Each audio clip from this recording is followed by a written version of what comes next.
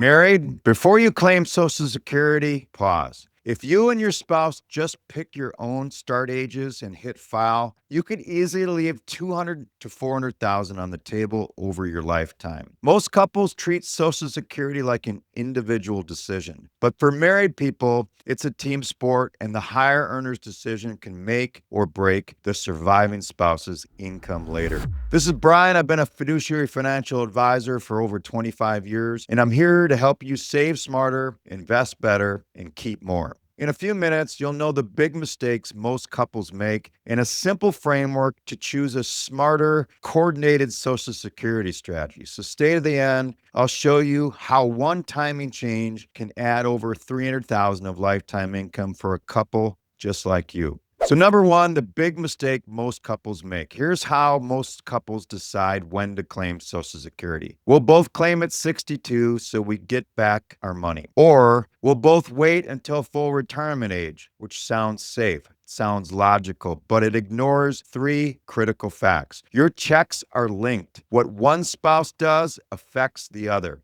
The higher earner's benefit determines how much of the household income is high. The survivor benefit is based upon the higher earner's check. So when the higher earner claims early, they don't just cut their own payment, they may permanently cut the surviving spouse's income for decades.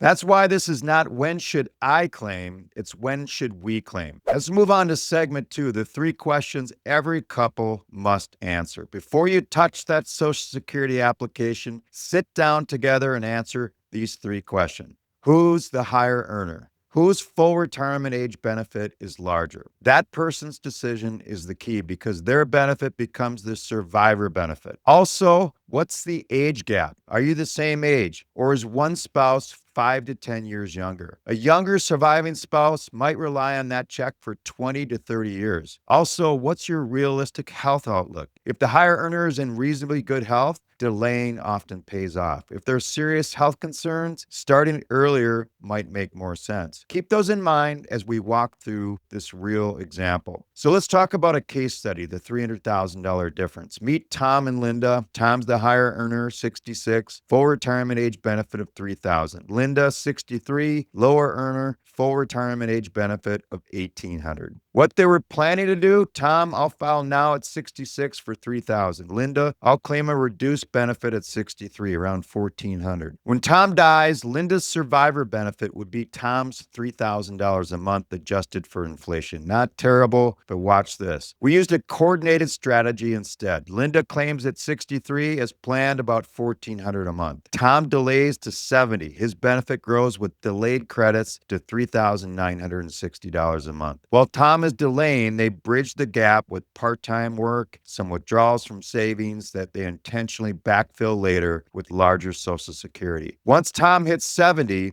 about $3,960 a month. Linda, about $1,400 a month. That's $5,360 a month. That's almost $1,000 more every month compared to their original plan. But here's the real impact. If Tom dies first, Linda's survivor benefit is based upon the higher delayed amount, about $3,960 a month, not $3,000. Over a long retirement, that coordination was worth well over $300,000 in projected lifetime income to the household without them saving another dollar. All we changed was the higher earner delays, the lower earner provides some income earlier. They plan how to bridge those few gap years. Here's a simple way to look at your Social Security strategy. Treat the higher earner's benefit as insurance for the survivor. Ask, if one of us lives into our late 80s or 90s, what income will they have? Often delaying the high earner to 70 maximizes that insurance. Use the low earner to provide flexibility. The low earner can sometimes claim earlier, especially if you need the income. Their decision matters, but it also doesn't drive the survivor benefit. Don't make a break-even spreadsheet your only tool. It's not just what if you die at 78, it's what if one of us lives a long time? What protects that person the best? When you look at it that way, claiming early just to get something often stops making sense. Now, I have a whole framework called the Secure Decisions Framework, and I did an episode on this It's a framework that allows you to make a decision based upon not just the numbers, but what your life is actually going to be like. What types of things you want to do in retirement. Are you retiring early and want to front load your retirement? Do you have enough saved in retirement assets so that sequence of returns risk doesn't matter as much? Do you have the capacity to take risk in your portfolio and delay your benefits? If you'd like to watch that episode, you can click the link above to watch that video. All right, let's bring this together with an action plan. If you're married, don't just make a solo decision about Social Security. Sit down together,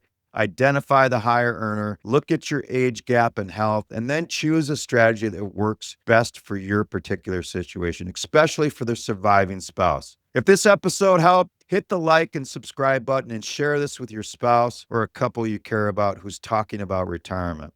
And drop a comment with both of your ages, the age you were thinking of claiming Social Security, and I'll use some of those examples possibly in a future episode. And once again, this is Brian, the Wealth Decisions Guy. Thanks for listening, and I hope to see you next week.